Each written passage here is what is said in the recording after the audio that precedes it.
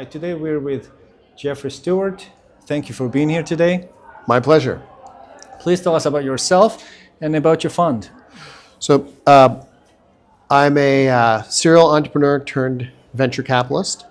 We started the GPO fund back in 2018 to back growth stage founders that are scaling globally. So we're looking for technology-enabled businesses that eventually will hopefully move into the public market. Excellent. And tell us about your new book. Global IPO. Well, one of the things we realized is that if you design your strategy to include international investors, it lowers the barrier to going public earlier in your life cycle. And we think that that's for a certain type of company, being able to go public sooner is great. Creates more optionality, better access to capital, better access to talent, and just more flexibility. So we're advocates for the companies we invest in to be IPO ready in 12 to 36 months after we've invested. Not necessarily that they're going to go public that quickly, but that they've got the infrastructure that if it makes sense, they can do it very quickly. And tell us about your event today and private versus public in terms of going public, and what are some of the benefits that companies can reap? Sure.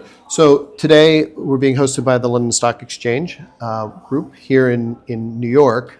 And what we're talking about is what founders should consider when thinking about going public, to include venue. How the size of the company matters, and that you really could list in a variety of places. The important part is to have a global investor base and to target a global investor base when you do list.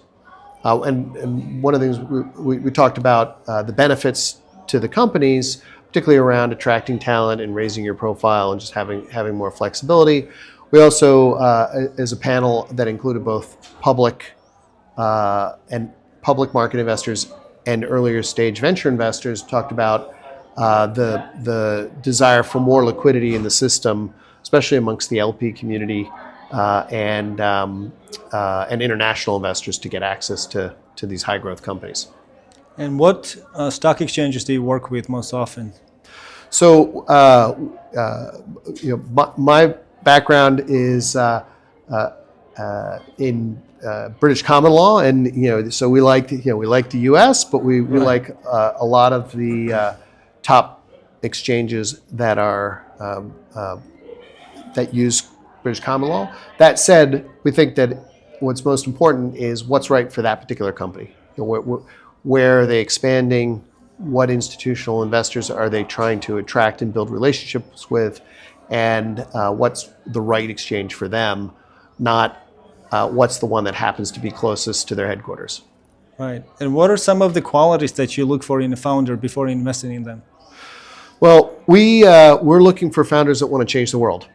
So sort of a slightly delusional, we found. We look at Larry Ellison as a case study. He didn't want to go and sell his company to IBM and become a mid-level manager. He wanted to go on and build something big and significant. We look for founders that can attract great talent and are passionate about the problem and are looking at the long-term outcome. A good example, we liked Jeff Bezos because he had a vision beyond books, and I think a lot of people looked at what he was doing and say, "Oh, that's just an online bookstore." But we like founders who are able to articulate that much bigger vision and have the technical knowledge that they can jump at new opportunities as they pop up. Wow. What's one of the chapters that you really like from your book that you would recommend? Well, I'm particularly proud of, we have a chapter about the incentives. Okay. It starts with a quote from Charlie Munger, where if you show me the incentive, I'll show you the outcome. And it talks about all the people involved in the IPO process, not just the bankers, but the different investors, the different advisors, the existing participants that are already on the cap table. And we talk about how their motives might be different than that of the founding team and management. And we've gotten great feedback on that, that it's the first time that anyone's actually looked at the IPO process from the perspective of what are the incentives of the various participants. Oh, excellent.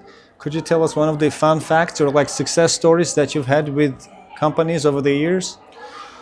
Let's see. Well, I think one thing we're really proud of is we've gotten companies that were thinking they were decades away from moving into the public market to prepare to go public. And I think that implementing that mindset has ancillary benefits in how you run your company and how you manage it.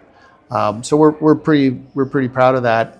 And I think we're as we talk to founders, we're credible because we've run companies ourselves. We founded companies, right. So we're able to empathize and look at it from their perspective.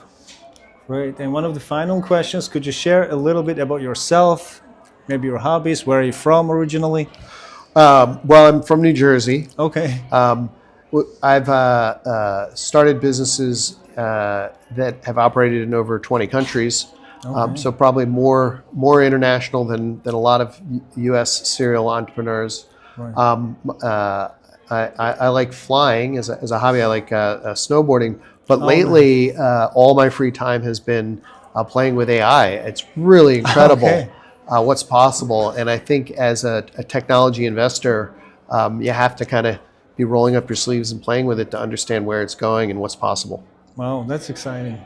Well, thank you so much for being here today, and it was a pleasure meeting you. My pleasure. Thank you.